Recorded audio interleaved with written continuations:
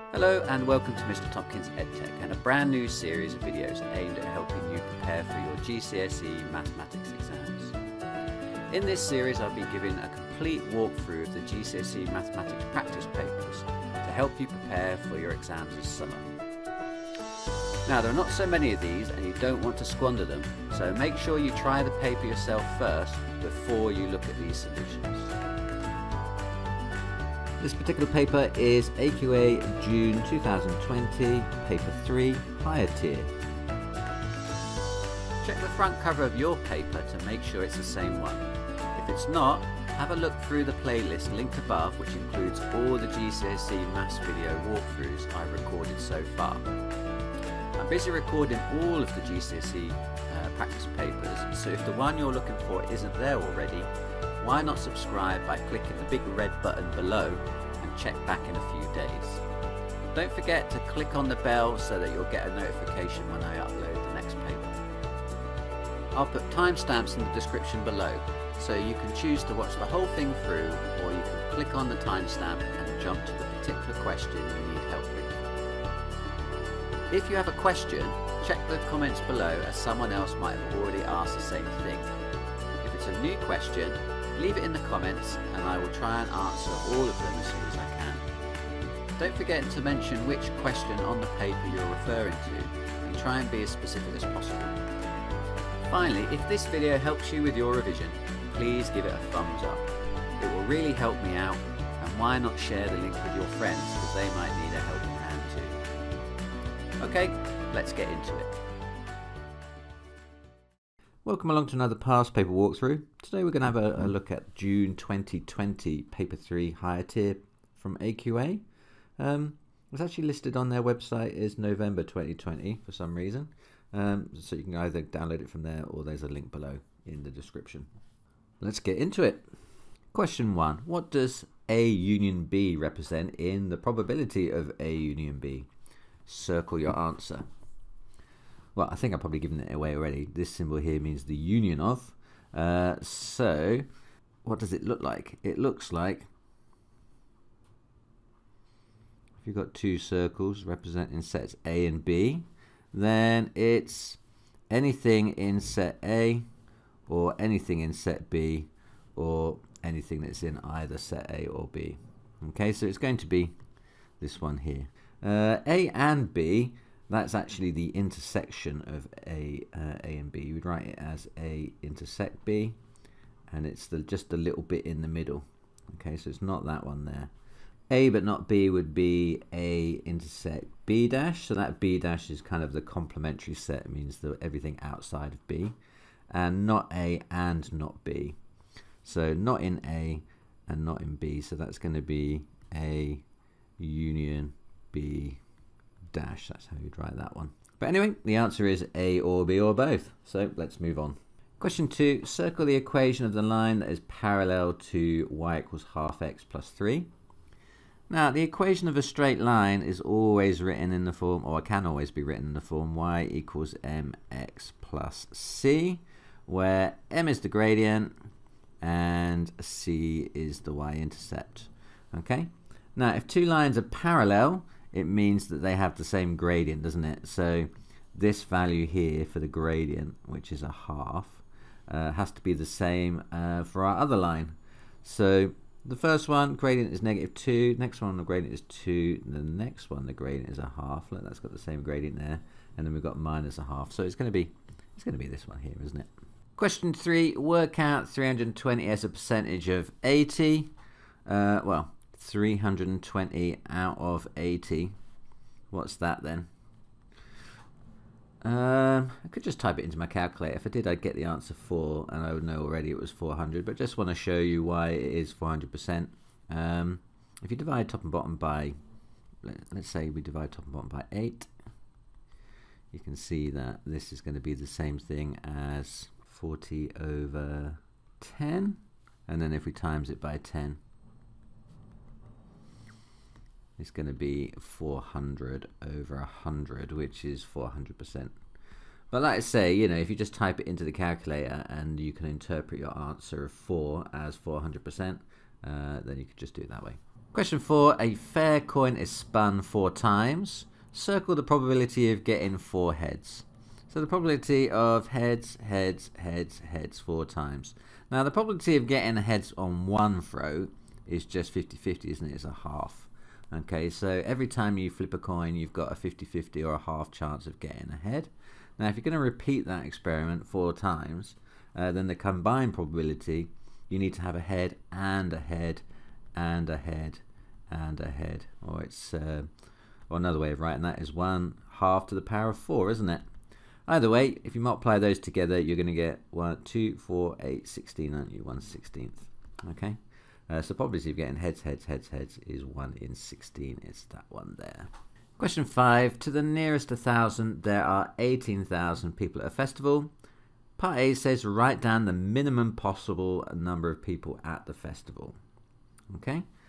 So with these kind of limits of accuracy question, I tend to write the number they give you on a scale like that. And if we're going up in thousands, I'm going to just mark down 1,000 up, which would be 19,000.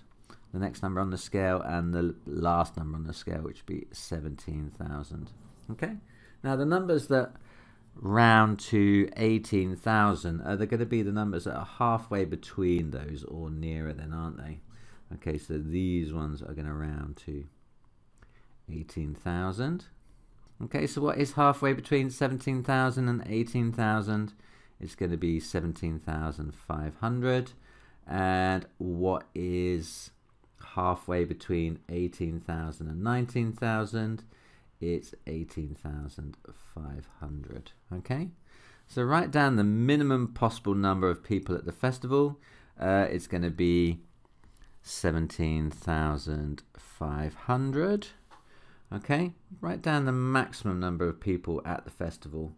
Well, the kind of the boundary is at 18,500, but I suppose technically we would round that up. So let's just go one down. It'd be 18,499. Okay, this is number of people, which is a discrete value. If it was a continuous value, I would just stick with 18,500. But as it's a discrete value, and 18,500 would technically round up, I'm going to go for 18,499. Question 6. ABCD represents the plan of a field. There is a path across the field that starts at A, is the same distance from B, A and BC. Using ruler and compasses, show the position of the path. Okay, so make sure you keep yourself a Ickle pencil that you can use with your compass. Okay, you need a special one really. Don't have like your normal long pencil, it's too long. Okay, the reason for that is when you twirl your compass around, it needs to kind of do a full 360 without bumping into your fingers. Okay, right. What we need to do is to create an angle bisector at B. So putting your compass point at B, drawing an arc that crosses BA and BC at the same distance, so without changing the aperture. And then move the compass point to the mark that you made and draw a mark in the middle. Sorry, I can't really see that very well. And then move it to the other side and draw another arc that crosses your other arc that you just drew. And then that gives you a point where you can pass through and draw your bisector. So then just grab a ruler, draw a line from B through the cross that you made, and then out the other side. That's going to be the path. Okay, now don't rub out your construction marks. The construction marks need to be there in order for you to score the marks. So if you rub them out, you'll lose marks. Leave them there. They have to be visible, otherwise you won't score both. All right, let's move on. Question 7. Use Pythagoras Theorem to work out the value of x. Okay, so x is the long side. It's the hypotenuse, isn't it, of the right angle triangle. You can tell because it's opposite the right angle. So this is the hypotenuse. So we call the hypotenuse C, and we can just label the other ones A and B. And then Pythagoras Theorem states that c squared, the square on the hypotenuse, equals a squared plus b squared, the sum of the squares on the other two sides. So it's going to be 32 squared plus 60 squared. So then C is, what is C then? Okay, I'm just going to type that into my calculator. So 32 squared plus 60 squared comes to 4,624. 4,624, and then so C is going to be the square root of that then, isn't it? So root answer comes to 68. Okay, just a good idea to just think about 68 here. Whenever you do one of these things, does 68 look right? Yeah, it's slightly longer than 60 and 32, isn't it? Looks okay in that triangle. 68. Question 8. Chris visits a library. He cycles to the library in half an hour at a speed of 12 miles per hour. He stays at the library for 1 hour. He cycles home. The sketch represents his visit. Now this is a distance time graph, isn't it? Because we've got distance on the y-axis and time on the x-axis. Work out the speed in miles per hour at which Chris cycles home. Okay. Right, so average speed is equal to distance travelled divided by time taken, isn't it? So speed equals distance travelled over time taken. Okay, how much distance did he travel in his journey home? Okay, so the distance he travelled, well, it's not on the scale, is it? Okay, what we want to know is that distance there, but it isn't marked.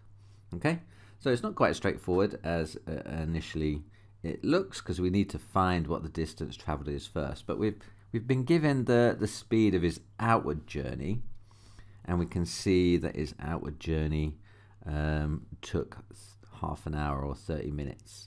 Okay, so we're going to actually do this in two goes then. So we're going to have to use speed, distance, time to find the distance travelled he originally went, and then we use that in our second calculation.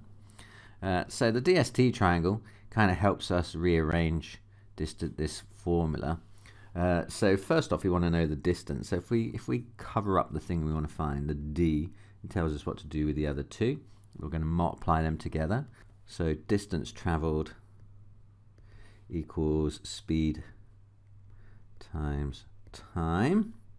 So we're told he goes at 12 miles an hour, so 12, and we know it takes him half an hour. I'm just going to write that as 0.5 for half an hour. So 12 times a half, that's 6, isn't it? So that's going to be 6 miles. Okay, so now we know it's that's 6, so we can then move on to the second calculation to work out his speed on the way home. We know that he's travelling 6 miles. How long did it take him on the way home? You can see on the way home he set off at 10:30 and came home at 11:15, which is what, 45 minutes, which as a fraction of an hour is 3/4 of an hour. So 6 divided by 3/4, or 0.75.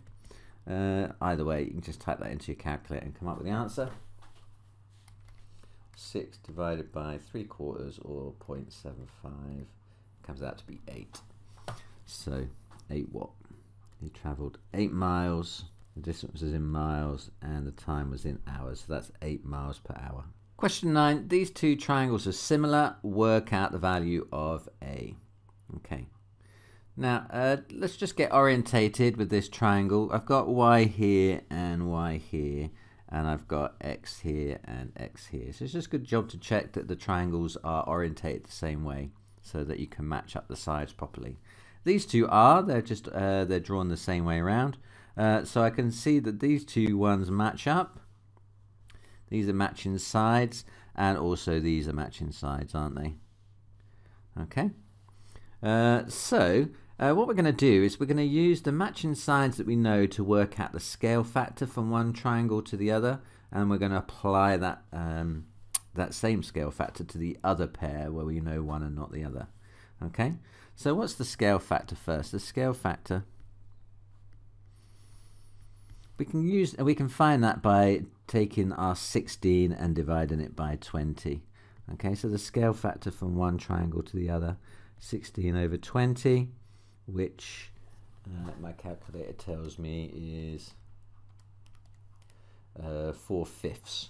Okay, so it's got a scale factor of 4/5 or 0.8. Okay, and then we can apply that same scale factor then. If I times this by 0.8, then I'm going to get A. Okay, so then A is going to be 12 times 0.8, which apparently is 9.6. So it's going to be 9.6 centimeters. Question 10, expand and simplify 4 lots of 2x plus 3 minus 5c minus 1.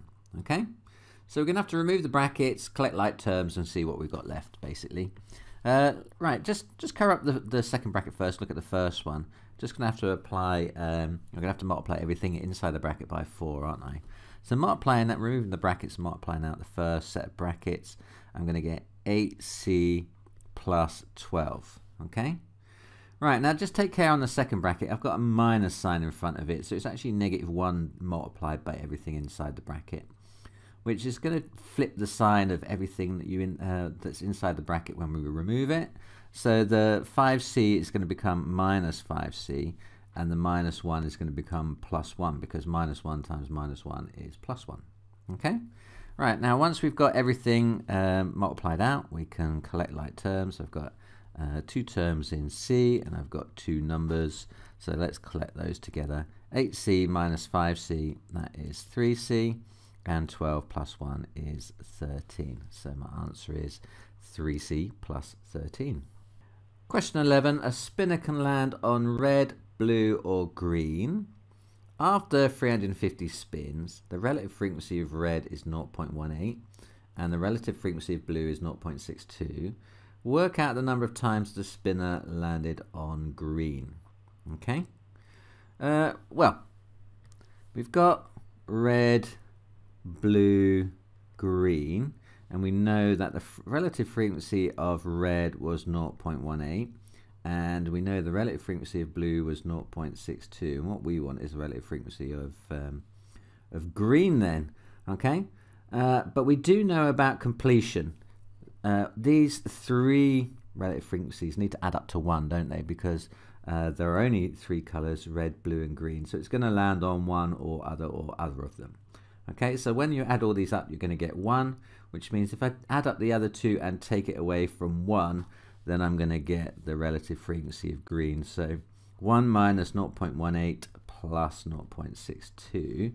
Well, 0.18 and 0.62 adds up to 0.8. So that's 1 minus 0.8, isn't it? So then that is equal to 0.2. So the relative frequency of green is going to be, so that's relative frequency for green, which we found to be 0.2. Then we need to work out the number of expected times it's going to land on green in 350 trials. So expected green is going to be our relative frequency, 0.2, times by the number of trials, 350. So we're just going to times those two together. So 350 times by 0.2. That comes out to be 70. So we're expecting it to land on green 70 times in 350 spins. 70. Question 12. Here is some information about 26 houses. A, B and C are all different numbers. That's in bold. Okay, just take care of things are in bold. And then the median number of bedrooms is 3.5. Work out the possible set of values for A, B and C. Okay, so we want to find A, B and C. We know quite a few things already. We know that the total number of houses is 26. We know that, which is going to tell us something about A, B and C. We know that A, B and C are all different, and we know that the median number of bedrooms is 3.5. Okay, so those 3 facts should be enough for us to work out what A, B and C is. Okay, so let's just take each one of those facts in turn and see what it tells us. Okay, so first off, we know there are 26 houses. Okay, so that tells me if I add up the total number of houses, I'm going to get 26. So 7 plus A plus B plus C plus 8 equals 26. So 7 and 8 is 15. Take that away from 26. That leaves me with 11. So that tells me that the sum of A, B, and C is 11. Okay? So I've got an equation now linking A, B, and C. Now we're told that they're all different. Now I'm going to come back to that fact. I think that might be important later. The median number of bedrooms is 3.5. Okay? So the median lies here between these two groups. Okay, so the median is in the middle. If we've got 26 houses, then the median one is going to be 26 plus 1 over 2, or the 13.5th house.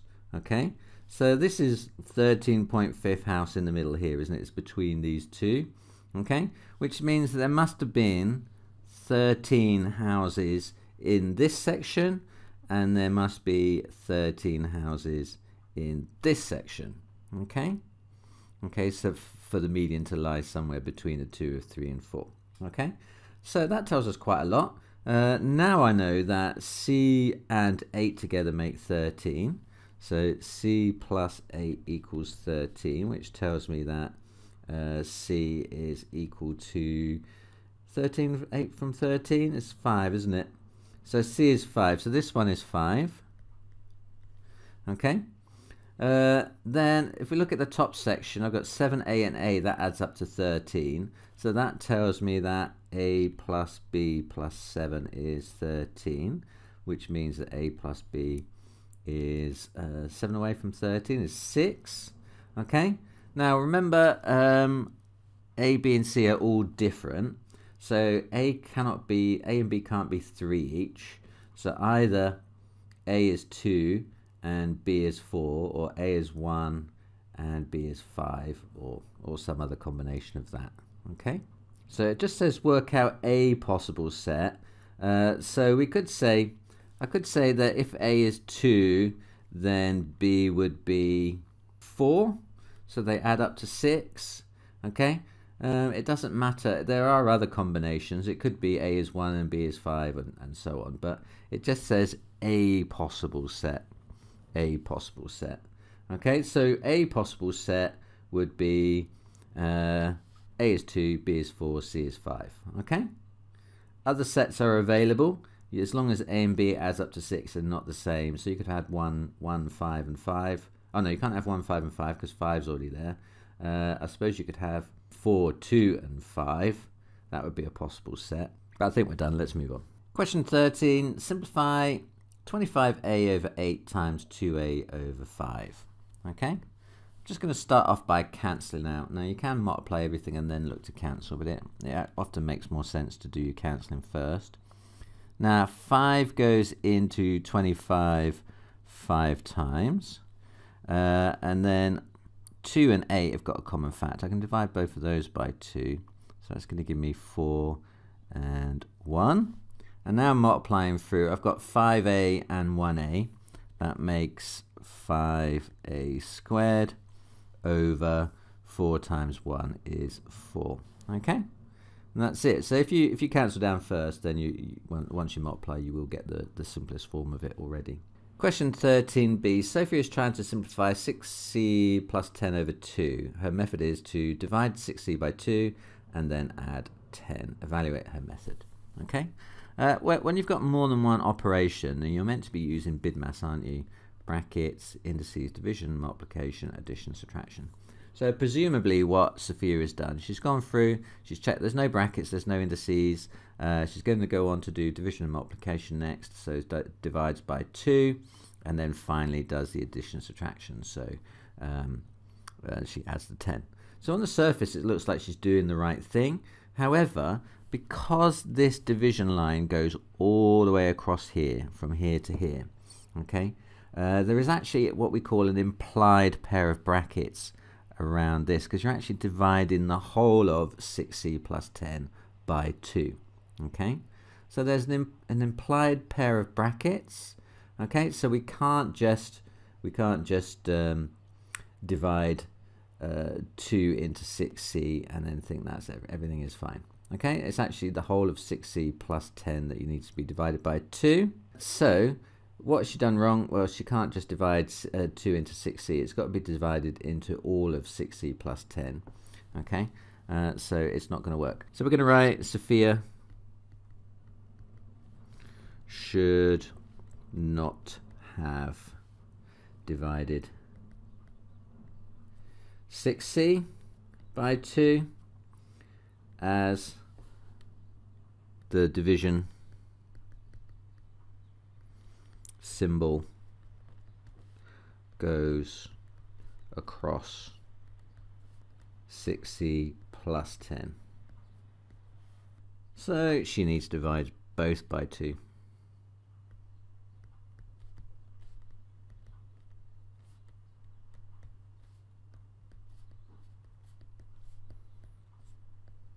Question 14. A rectangle has length 60 centimeters and width 40 centimeters.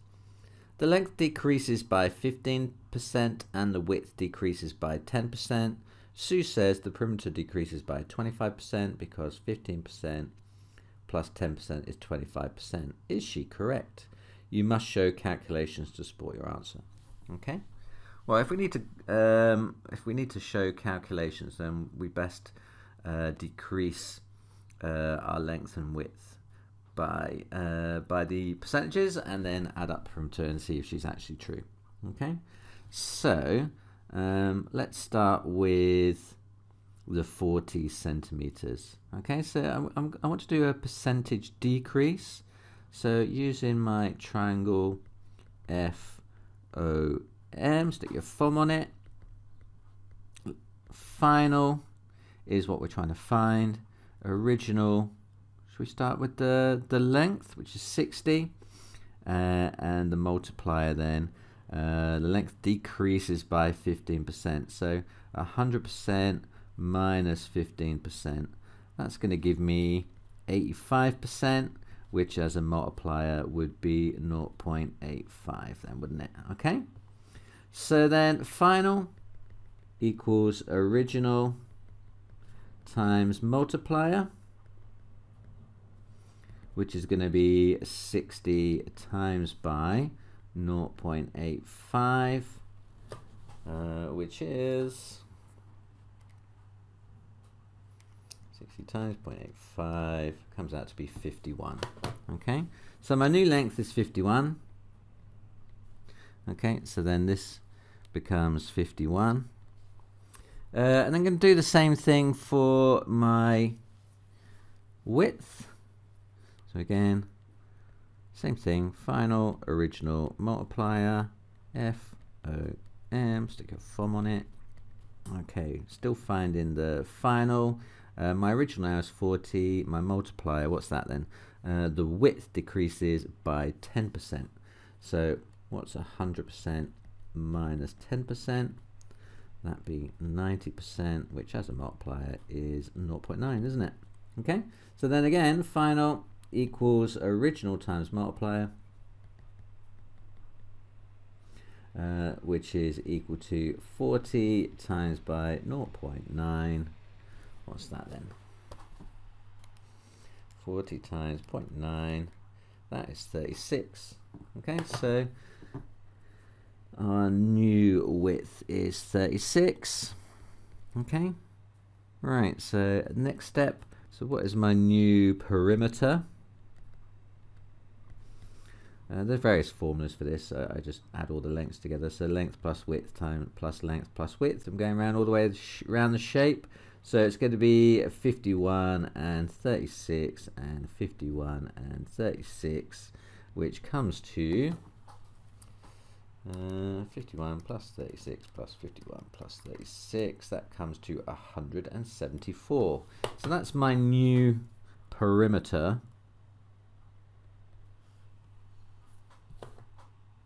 174. What was the old perimeter? I suppose we need that as well, don't we? Old perimeter is going to be same formula, but I'm going to have 60 plus 40 plus 60 plus 40, which comes to 200. Okay, so my old perimeter was 200, my new perimeter was 174. Okay, so we want to know what the percentage decrease is from that then. Okay, so we're going to do a third percentage question here, but this time I know the final, it's now 174. I know the original, it was 200. I want the multiplier, that's the thing I don't know. Okay, so covering up the thing I don't know, m tells me that my multiplier is equal to the final divided by the original. So multiplier equals final over original. What's that then? Final is 174. Original is 200. That makes my multiplier 174 divided by 200. That's 0.87 as a decimal, which is 87% as a percentage then, isn't it? Okay, so then what is the percentage decrease? If it was 100%, it's now 87%, then it must have decreased by 13%. So it's a decrease of 13%. So is she right? No, she's not. So Sue is not correct. Okay, so there's various other ways that you could have done that, you know. You could compare all sorts of different things. So you could have worked out what 25% of 200 was and compare it with the 174 that we found. You know, so but my way is just as good as any other. So as long as you're comparing two comparable things and coming to the conclusion that Sue is wrong, then you're going to get the final mark for that. All right, let's move on. Question 15. Solve 4 is greater than 11 minus x over 3. Okay. So I'm going to solve this very much the same way as you would solve an equation, by moving bits from one side to the other and then trying to get x by itself. Okay, now I'm noting the fact that at the beginning x is negative here, minus x over 3, and dividing 3 by negative numbers is not advisable with inequalities. You can do it, but you have to remember to flip the sign around. So I just usually advise students to avoid doing it in the first place, to avoid that complication. It's normally easily done because if I add x plus x over 3 to both sides, it will disappear on this side and re-emerge on the other. Okay, so the first thing I'm going to do is add x over 3 to both sides. Okay, because then that will cancel with that, leaving you 11 on the right hand side, and I'm going to get x over 3 plus 4 on the left is greater than 11. Okay, next thing we're going to do is going to take 4 away from both sides, and that's going to give me x over 3 is greater than 7. Is that 11 take away 4 is 7? And then finally multiplying both sides by 3 to get rid of that denominator there. It's going to give me x is greater than 21. Okay, so just bear in mind that that thing about dividing through by negatives is not a good idea with inequalities. Just complicates things. So just try and keep x positive, move it to the side where it's going to be positive before you collect, you simplify down and make x a subject. All right, x is greater than 21. Question 16. The number of goals scored by 20 players in the season is shown. So 0 to 4 goals 6, 5 to 9 goals 11, 10 to 14 goals 3, giving a total of 20. Okay, work out an estimate of the mean number of goals per player. Give your answer as a decimal. Okay, now this is group data, so in order to work out a mean, well, I can't work out a mean. I can estimate the mean though by estimating the number of goals between 0 and 4, coming up with a representative value. Okay, now what is the mid value of 0 to 4? Now, number of goals is actually what we call discrete data, so it's only whole numbers. So, you know, if you hold up your hand and count 0, 1, 2, 3, 4, then you can see your middle finger is actually the 2, isn't it, of that. So the midpoint of 0 to 4 with discrete data is going to be 2. Oops. It's going to be 2. Okay, similarly with 5 to 9, if you hold up your hand and count 5, 6, 7, 8, 9, then your middle finger is going to be the 5, 6, 7, isn't it? It's going to be the 7. And then 10 to 14, 10, 11, 12, 13, 14. It's going to be 12 as the midpoint. Okay? So, yep, they're the mid values, and then we can just multiply those together. So, f, the frequency, times the mid value, x, gives us 6 times 2 is 12, 11 times 7 is 77, 3 times 12 is 36. So adding all those up, sigma fx, the sum of the frequencies times the values, 12, 77 and 36, what's that? 77 and 36 is 100, 113, plus 12 is 125 then, isn't it? So sigma f, sum of the frequencies, I've already been given here, is 20. So then the estimated mean is going to be sigma fx divided by sigma f. Okay, that's the official formula for it if you didn't know. 125 over 20. What's that then? 125 divided by 20 comes to 6.25. 6 1/4 goals. Question 17. Here are two rectangles. The area of the shaded rectangle is 1/4 of the area of the large rectangle. Work out the value of x. Okay. So I suppose the large rectangle is fairly straightforward. So the area of the large one, before you take the grey bit out, is going to be length times width, isn't it? Which is going to be 12 lots of x plus 2, which is 12x plus 24 then, isn't it? Okay. So then the grey bit then is 1/4 of that then. So this one here, the area is going to be 1/4 of 12x plus 24. So what's that then? That's going to be 1/4 of 12x is going to be 3x, and 1/4 of 24 is going to be 6, then, isn't it? So it's going to be 3x plus 6. So we've got 3x plus 6 in here. Okay. Now we haven't used this information yet, have we? That this distance and this distance is x. So I think what we're going to need to do is we're going to have to find this distance and this distance in terms of x, and then compare them to that 3x plus 6 that we've got in the middle. That's what we're going to have to do. Okay. So this length here, the green length, is going to be well, we know that the whole length is 12. If we take away x, this is going to be 12 minus x, isn't it? Okay. And the blue bit over here, the other side is x plus 2. So if we take away x, that is going to be 2. Okay. So if we multiplied those two things together to find the area, we can see that the area is also going to be 12x minus x times 2, which is 24 minus 2x. So area, we know the area from before, using like 1/4 of the big one, we know it's 3x plus 4, but we also know that the area is equal to 2 lots of 12 minus x. In other words, it is 24 minus 2x. Okay. So what we've done is we found the area in two different ways.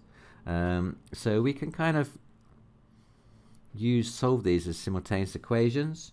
If the area is 3x plus 6 and the area is 24 minus 2x, then 3x plus 6 must be equal to 24 minus 2x.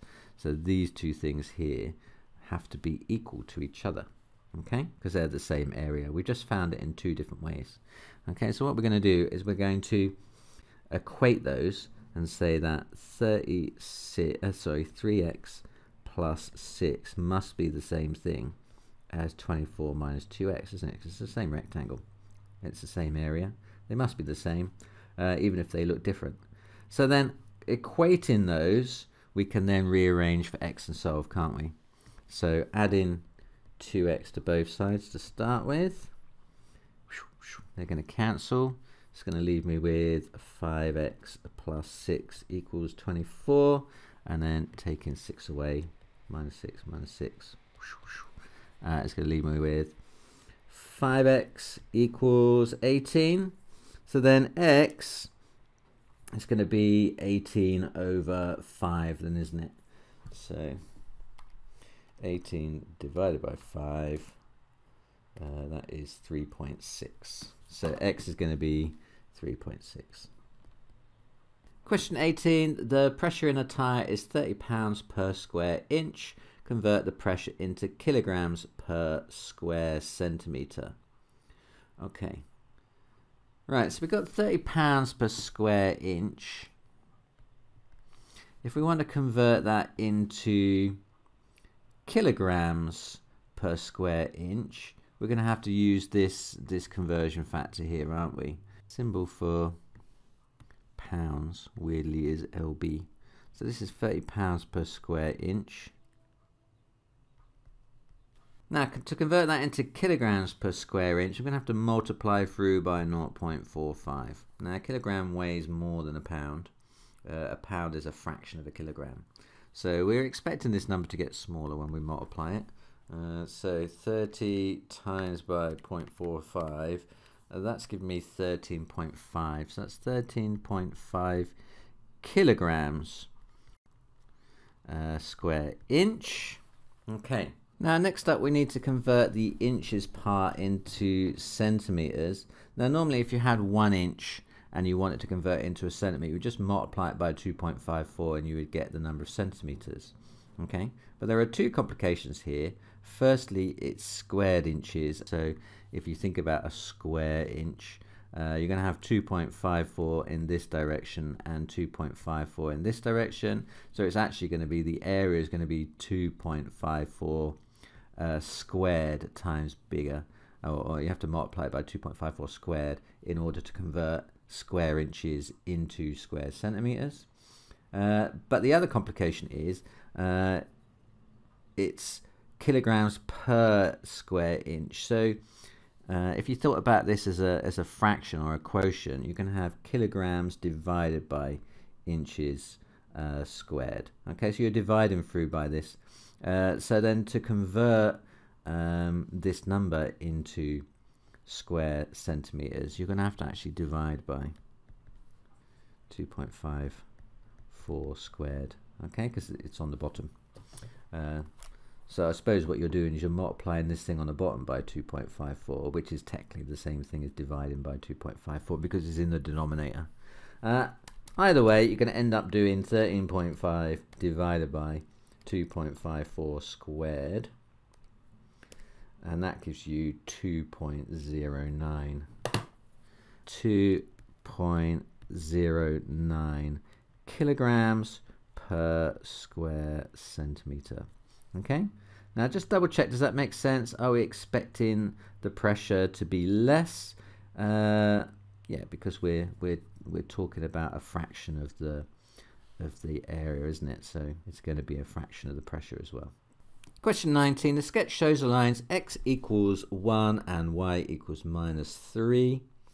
Which pair of inequalities describes the shaded region? Tick one box. Okay. Now, I find the easiest way to do this is to pick a point which lies inside the range that you want. Okay. So I want this grey region, and this point here, the origin, lies smack bang in the middle of it. That has coordinates 0, 0. Okay.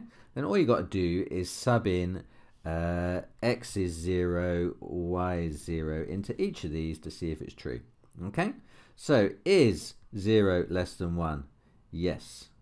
Is 0 less than minus 3? No, that is not true. Okay. Is 0 less than 1? Yes. Is 0 greater than minus 3? Yes. So they're both true. It's going to be that one there. I'm just going to check the other two. Is 0 greater than 1? No. is 0 greater than 1? No. Okay, so just by doing that, picking a point, subbing it into each of your inequalities to decide whether or not it's true or not is probably the quickest, easiest way of doing this. So it is that one there. Question 20. Amari and Ben each play a game. Here is some information about Amari's scores. Amari's lowest score was 12, highest was 20, the lower quartile was 13, the upper quartile was 19, and the median was 17. Draw a box plot to represent his scores. Okay, well, a box plot is made up of a box and 2 whiskers that spread out either side. Okay, this is going to be the lowest. This is Q1. You're going to have a line in the middle, which is Q2, the median. Then you're going to have Q3 up here, and then you've got the highest at the end up here. Okay, and we've got all of those values, so we just need to draw that on the graph, don't we? Okay, so using my ruler, I'm going to put the lines in first and join them up sideways. So the lowest is at 12. So I'm going to draw a line there. Highest was at 20.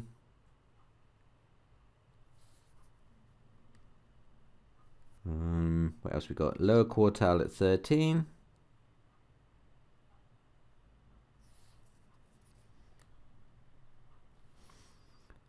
Upper quartile at 19.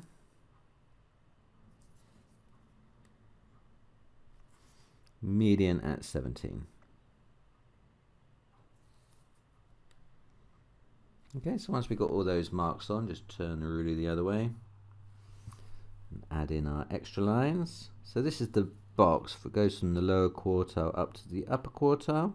And I'll have a line for the median in the middle.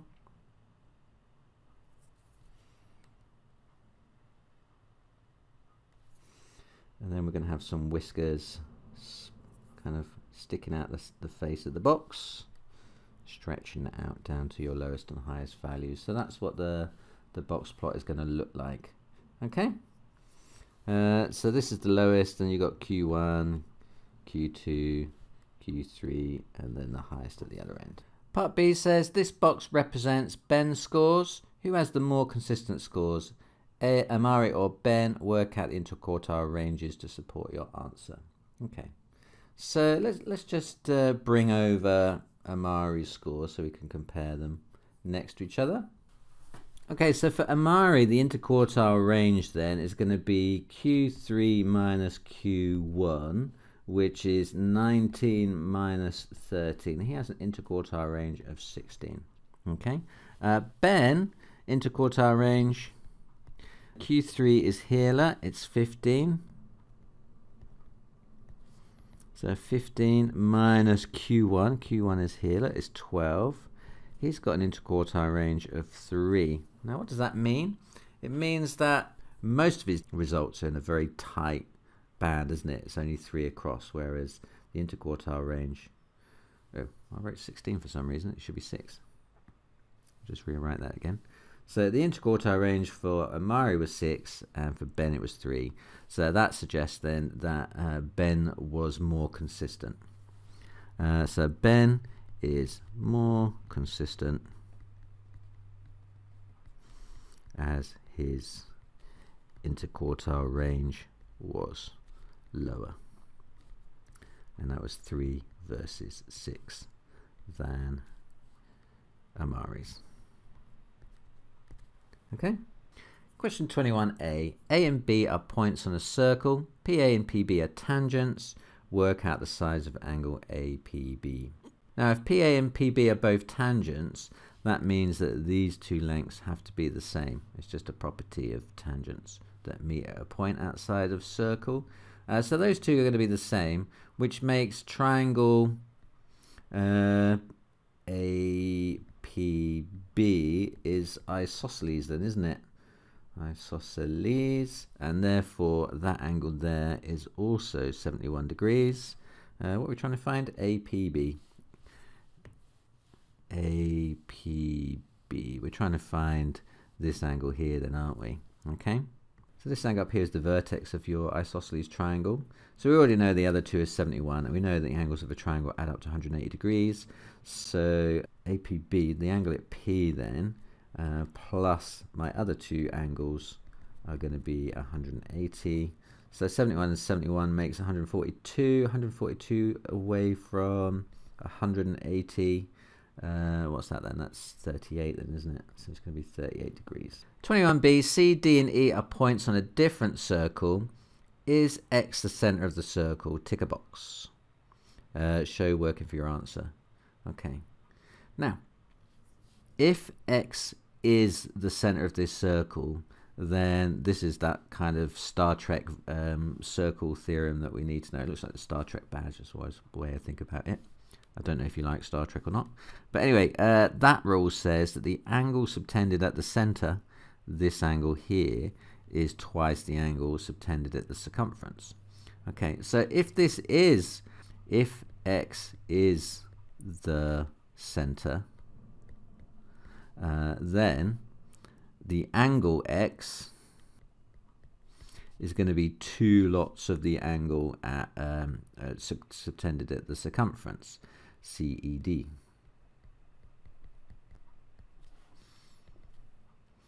CED is 78, so that would make X 156. Okay, is that consistent with the other angle? Angles at a point sum to 360 degrees. So if those two angles added together give us 360, then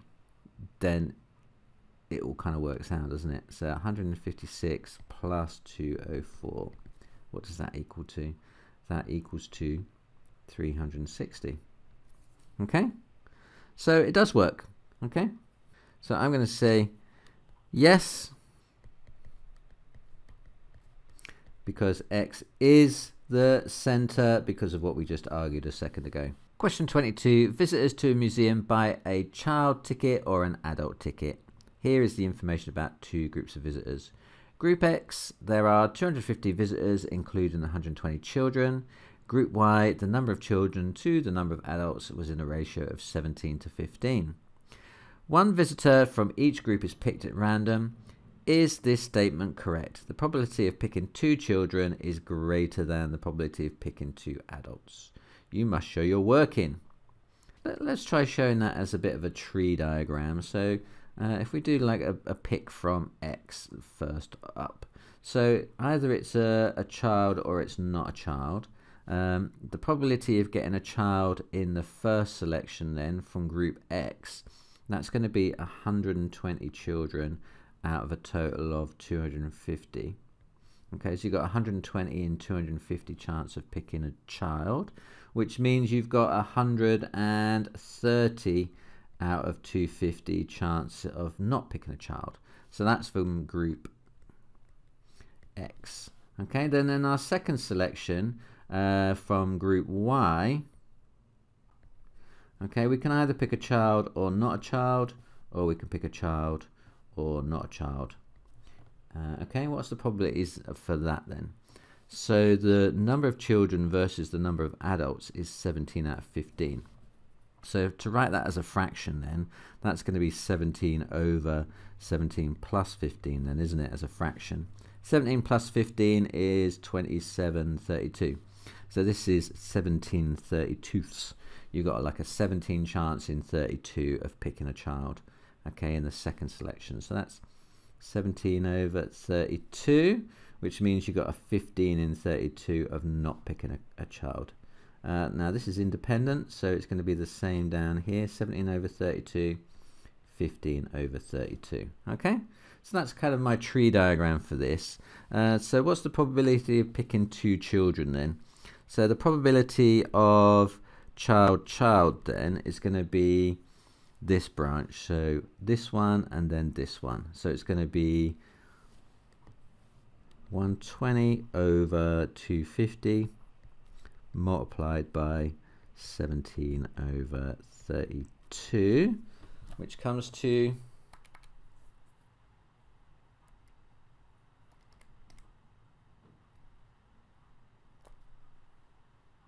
I make that 51 over 200. Okay, so you got 51 and 200 of picking 2 children. And the probability of picking 2 adults is the probability of picking 2 not children then, isn't it? That's going to be this route, so down here and then down here. So that is 130 over 250 times by 15 over 32. What's that? So make that 15.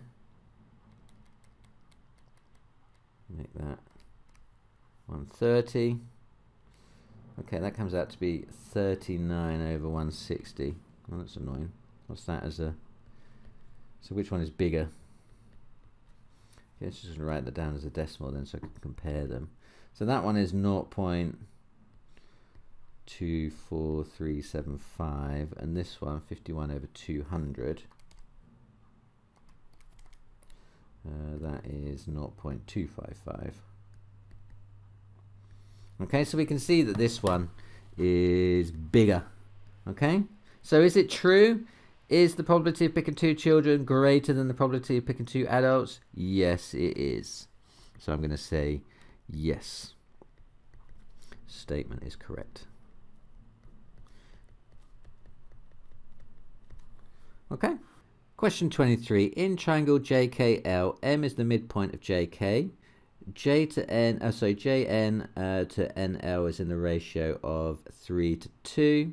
And we're told that the vector KL is 7a and the vector N to L is 4b. Okay. Work out the vector J to M in terms of A, B. Give your answer in its simplest form. So what we need to do is we need to find this vector here then, isn't it? Okay. We need to find that one. What do we know? We only know this direction here and we know this direction here. So basically what we're going to have to do is to find J to K and then halve it to find J to M. Okay, I think that's what we're going to have to do. Now we've got some information up here that isn't in the diagram. First off, we've got that M is the midpoint of JK. So that means that this distance is the same as this one then, isn't it? Okay, so let's just mark that on. And we're also told that Jn to NL is in a ratio of 3 to 2. So Jn to NL, so this is 3 to 2 along here. Okay, so if this is in the ratio of 3 to 2 and NL is 4b, then if I divide that by 2 and times it by 3, it should tell me that J to N then, this part down here, is going to be 4b divided by 2 times by 3. It's going to be 6b, isn't it? That's going to be 6b. I'm just going to write that down. That if I've got, if N to L is 4b, and I know that J to N is 3/2 of 4b, then I know that J to N is 6b. And that tells me also that J to L is going to be J to N plus N to L, which is going to be 6b plus 4b, which is 10b. Okay, so I know J to L is 10b. I already know K to L is 7a. So then I can find an expression for J to K. So this distance all the way along here. Well, going the other way actually. So what is the vector JK then? Going along places that I know. I can't go direct because I don't know anything about that line yet, but I know the other route. So I know that I can get from J to K by going from J to L and then going from L to K. Okay, and I know that J to L is 10b because I just found it, and I know that L to K is going to be minus 7a. Okay, because I'm going against that arrow, aren't I? So it's negative. Okay, so J to K is 10b minus 7a. Now what we want to know is what Jm is. And we know that Jm is the midpoint of Jk. So J to M is going to be half of the vector J to K then, isn't it? Okay, so that is going to be half of 10b minus 7a, which is going to be just multiplying that out, I'm going to get 5b minus 7 over 2a, like, just going to write it like that, 7 over 2a, it's like 3.5a. So the vector I want, j to m, is 5b minus 7 over 2a. Question 24. A and B are points on a curve. A is at 2, 7 and B is at 12, 0. Work out the instantaneous rate of change of y with respect to x at the point A. Okay, so basically I want to know what the gradient is at A. Rate of change is gradient, isn't it? But this is a curve, not a straight line. So to find the gradient of a curve at GCSE, the way you're expected to do it is to draw a tangent onto the curve at that point A. So if you imagine just pushing your ruler up against the curve at the point A, so it just touches it A, okay, and then draw your line in. So you should have about the same sort of gap either side, okay. So just, it's not an exact, well, you want to try and get it as accurately as possible, but it's, you're going to get some leeway, so don't stress about it too much, but yeah, it should look something like that. Now what you then need to do is to find the gradient of that line. So look for points where you can use that line nicely on your grid. I'm seeing that my line goes through that point there, which is a lovely point, isn't it? That's the point 5, 12. And this was the point 2, 7. So I'm going to say that the rate of change is equal to gradient of tangent. Gradient of tangent is going to be y2 minus y1 over x2 minus x1. Okay, that's the formula for working out the gradient of a line given 2 points. Okay, so this one is going to be my x1, y1, and this is going to be my x2, y2. Okay, so it's just a matter of then subbing those numbers in.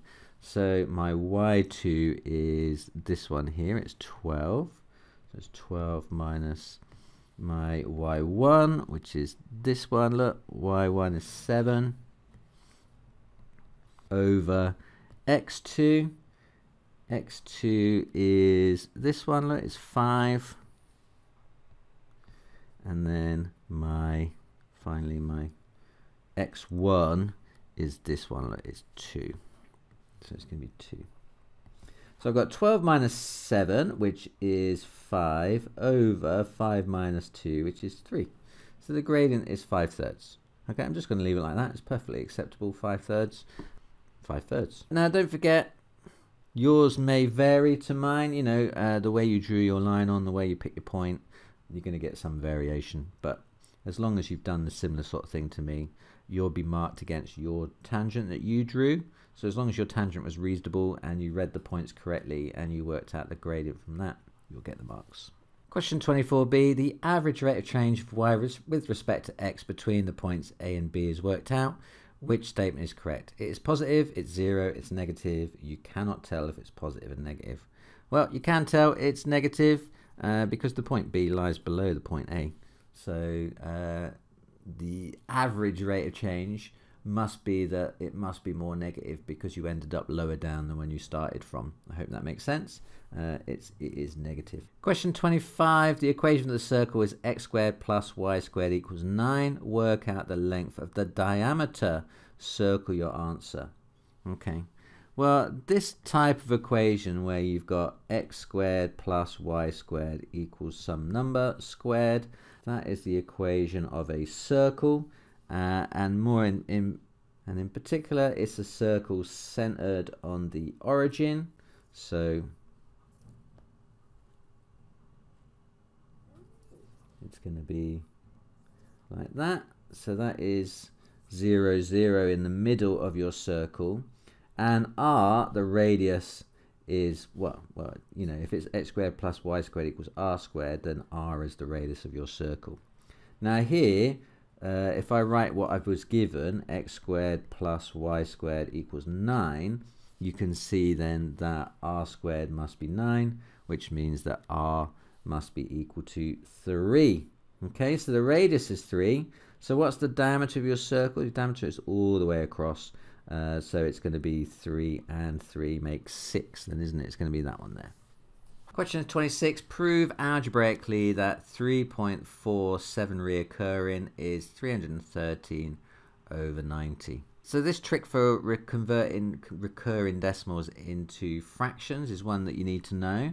What you do is you say, well, let x be our recurring decimal, 3.4777777 and so on. And then what we're going to do is going to say that 10x, going to multiply it through by 10, so that's going to give me 34.777777 and so on. These go on forever, don't they? And then so if I subtract one from the other, I'm going to subtract uphill though. I hope you don't mind me not spinning it around, but I'm going to take like the x one away from the 10x, so I'm going to take the top one away from the bottom one, and I don't really want to rewrite it. So 10x take away x is going to be 9x. 34.77777 take away 3.4777777. Right, firstly, all these 7s here cancel with all these 7s here. So all we're really doing is taking 3.4 away from 34.7. Okay, so 34.7 subtract 3.4. 7 subtract 4 is 3. 4 subtract 3 is 1. 3 subtract nothing is 3. So that's 31.3 then, isn't it? Okay, so you've got 9x equals 31.3. So then rearranging for x, I'm going to get x equals 31.3 over 9. But notice the numerator's got a decimal point in it, which can easily be dealt with by times in top and bottom by 10. And that is where we get our 313 over 90 as requested. So we've proved it algebraically that our recurring decimal can be rewritten in the form 313 over 90. Question 27. The equation of the curve is y equals x minus 1 all squared minus 6. Circle the coordinates of the turning point. Okay, so this is a quadratic equation given in what we call completed square form. Now this expression, x minus 1 all squared minus 6, is going to be least when this bit inside the bracket is 0. The reason for that is when you square something, it's always positive. So the smallest value that x minus 1 all squared can be is when you've got 0 squared, and you get 0 squared when x equals 1. Okay, so when x is 1, then 1 minus 1 is 0, 0 squared is 0, and then if we take away 6, we're going to get minus 6, so that is the least value then. So it occurs when x is 1 and y is minus 6. Now if you make x any other value, then you're going to end up squaring it. You're going to get a positive value, which you're going to add to minus 6, which is going to make it more than minus 6. So x equals 1, y equals minus 6 is the least value, which gives you coordinates 1 minus 6. It be that one there. Advertisement break. Looking for a maths tutor to help you through your GCSE, A-level or IB exams? Then why not check out Mr. Tompkins Tutors at mr.tompkins.online/tutors. Mr. Tompkins Tutors offers personalised one-to-one quality tuition online via Teams direct to your home. Tuition is delivered by myself and a team of first-rate teachers who I've personally known and worked with for years. All have qualified teacher status in the UK and a recent full DBS disclosure, so you can be confident that you're in good hands. To find out more and request a trial lesson, simply visit the website linked below and complete the online form, and we'll be in touch with you soon. Until then, let's get back to the maths. Question 28. Line A has equation y equals 4x minus 1. Line B is perpendicular to A and passes through the point 8, 5. Work out the coordinates of the point where line B intersects with the x-axis. Right, let's take line A to start with. Equations of a straight line are of the form y equals mx plus c. So equation A has gradient, line A gradient m1 equals 4 then, isn't it? Just reading out that value of m out of the equation of the line. So the line A has a gradient m1 that's equal to 4. Now line B is perpendicular to A, isn't it? So line B perpendicular, that's a little short way of writing perpendicular, to A. So gradient, so line B gradient m2 is going to be minus 1 over the gradient of the first line, isn't it? Okay, so it's going to be minus 1/4. So when you've got two perpendicular lines, their gradients are the negative reciprocal of each other. Okay, so you just flip the fraction over and switch the signs. Okay, so we know that line B has a gradient m2, which is minus 1/4. So equation of line B of form y equals minus 1/4 of x plus c, where c is some unknown. Okay, now we know that the line passes through 8, 5. So passes through 8, 5. So subbing those values in means that y 5 equals minus 1/4 of x, which is 8 plus c. 5 is minus 1/4 of 8 plus c. So 1/4 of 8 is 2. So that means I've got 5 equals minus 2 plus c, which tells me that c equals, adding 2 to both sides, c is 7. Okay, so therefore equation of B is going to be y is equal to minus 1/4 of x plus 7. Okay, right, now finally we need to work out where this line intersects the x-axis. So the x-axis has the equation y is equal to 0. So when y equals 0, when the line passes through the x-axis, then 0 is going to be minus 1/4 of x plus 7. Okay, so rearranging that, I'm going to get 1/4 of x equals 7. So that means times in both sides by 4, times by 4, times by 4, cancel, cancel, and x equals 28. Now, I want the coordinates, so then the coordinates are going to be 28, 0 then, isn't it? Because y is 0. All right. Question 29. A shape is made up by joining a triangle ABC to a semicircle with diameter AC. Work out the total area of the shape.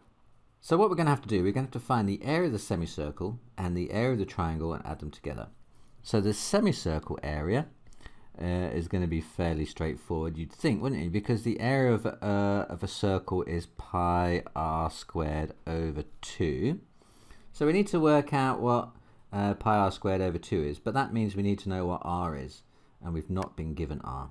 So we're going to have to work out what r is. So r is going to be half of this diameter here. So we're going to have to find the line AC. Okay. Now the other area, the area of the triangle, is going to be fairly straightforward because it's a non-right angle triangle where we know two sides and the included angle. So that one's fairly straightforward actually. We can just use the trigonometric formula for area of a triangle, which is area equals a half AB sine C. Okay, we know everything in there, so we can work that one out, no problem at all. That's going to be a half times A, which is 8, times 10, which is 10, and times the sine of 114. So that's just tap it into the calculator and find out what the answer is. That's the easy squeezy bit. So half times 8 times 10 times the sine of 114. Okay, that comes out to be 36.5. I'm going to write an extra digit down because I'm going to round it off later. So I'm going to write down 4 digits and I'll drop down to 3 later. Okay. So that's that bit done. Now the next thing we need to do is know what AC is. So we want to find the third side of a non-right angled triangle, given the fact we know the other two sides in an angle. This is clearly a job for our trigonometry and non-right angled triangle rules, but is it the sine rule or is it the cosine rule? The sine rule tells us about opposite pairs, and the cosine rule tells us about three sides. Okay, so this one is about three sides because we've got two sides, we want a third side. So it's going to be the cosine rule. So using cosine rule,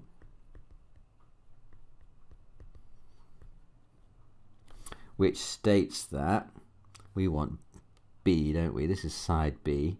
We label out the sides opposite the angles. So this is going to be side A and this is going to be side C.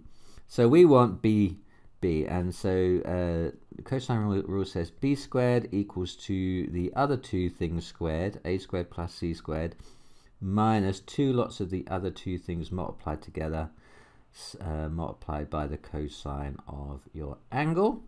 Okay, so that's what we're going to do. B squared equals A squared plus C squared minus 2AC cos B. Now, sub in. A is 10 squared. C is 8 squared minus 2 lots of 10 lots of 8 times the cosine of 114. Okay, now I tried to do as much of this by hand first because I think you're more likely going to make a key in area on your calculator with the complex thing than you are by squaring 10. You should all know that 10 squared is 100 and 8 squared is 64. And you should be able to multiply 2 times 10 times 8 in your head. That's 160. So just do the maths that you can in your head that's easy to do, because it doesn't take very long, and like I say, you are more likely to make a key in area in a horrendous long calculation you have to type in your calculator than you are doing some basic maths, which, given that you're a top set, you're a higher tier student, you should be able to cope with. Right, so 164 minus 160 cos 115 then. So I've made it super easy for me to type that in because I've done all the maths along the way and reduced it down as much as possible. That comes out to be 229 and change. Okay, but don't forget you need to square root that. It's the square root of 229 and change. I'm just going to write that down, but I'm going to square root my whole value. So square root answer 15.14. I'm going to write it down to 4 significant figures first because we haven't quite finished. And then I'm going to say then, so that's my length B. And then, so now I know what AC is, which is the diameter. So then my radius is going to be half that then, isn't it? It's going to be divided by 2. So that's 7.568. 7.568. Okay, and now we can find the area of the semicircle then, can't we? So then the area of the semicircle is going to be pi lots of 568 squared over 2, which is equal to, so that thing squared divided by 2 and times by pi. I make that 89.96, 89.96. So then I've got the area of the semicircle, got the area of the triangle, so then the total area. It's going to be those things added together. I feel like I'm on a roll. 89.96 plus 36.54. What's that then? Plus 36.54. Now I'm going to round it off to 3 significant figures. I was keeping it to 4 significant figures as I was going through, so that when I could drop down to 3, I'm not going to lose too much accuracy along the way. So 126 units squared centimeters. Question 30. F of x is a half of x and g of x is x minus x squared. Solve the inverse function of x is equal to g of f of x. Okay, right, so we've got a few things to do here. First off, we need to know what f to the minus 1 of x is. We've been given f of x, so we should be able to find what f to the minus 1 of x, the inverse function, is. Right, so what I'm going to do is I'm going to say that y is equal to a half x. Okay, and I'm going to rearrange and make x the subject. So timesing through both sides by 2 times 2 times 2. I'm going to get x is equal to 2y. Okay, just spin that around. X equals 2y, and then replace x with f to the minus 1 of x, and replace y with x. So I get f to the minus 1 of x equals 2x. Okay, so that is the inverse function of f of x. Now we want to also know what g of f of x is, so I'm going to do that as well. G of f of x. Now that means take f of x and stick it inside g of x. Okay, so what we're going to do is we're going to, every place we see an x in g of x, we are going to sub in f of x, which is this expression here, half of x. Okay, so g of f of x is going to be I'm just going to rewrite that as x over 2 because I find that easier than half x. It seems to be a lot of extra work. So I'm going to say that half x is x over 2. It's the same thing. So x over 2, replacing x with half x, minus x over 2 squared then. Okay? So what I've done, like I say, is I've taken f of x and written it where I see x in g of x. Okay, then I need to simplify this. So the first thing is just x over 2 minus x squared over 4. Okay, so that's my expression for g of f of x, and I've already got my expression for f, the inverse function f to the minus 1 of x. So if I'm saying that these two things are the same, f to the minus 1 of x is equal to g of f of x, then what I'm saying is that this thing here is equal to this thing here then, isn't it? So I'm going to equate them basically. So I'm going to say that 2x is equal to x over 2 minus x squared over 4. Okay, now can you see I've got horrible fractions everywhere, which can easily be resolved by multiplying everything through by 4. Okay, I'm just going to multiply everything through by 4. That will get rid of all my fractions in one go. Okay, so I've got 2x times 4 is going to give me 8x. X over 2 times 4 is going to give me 2x. And x squared over 4 times by 4 is going to give me x squared. They're all gone. Right, so you can see my x squared term is negative, so I'm going to kind of move everything over to the other side, aren't I? But by adding x squared and taking away 2x, that is going to give me x squared. 8x minus 2x is 6x is equal to 0. Okay, hopefully you can follow that. I'm just adding x squared and taking away 2x from both sides in one go. That was a very weird 0. Right, so then what am I going to do? I'm going to factorize x plus 6 is equal to 0. That tells me that x must be 0 or x must be minus 6. Ta-ta! We are done. You can find more exam question compilations over here. For more past paper walkthroughs, click down here.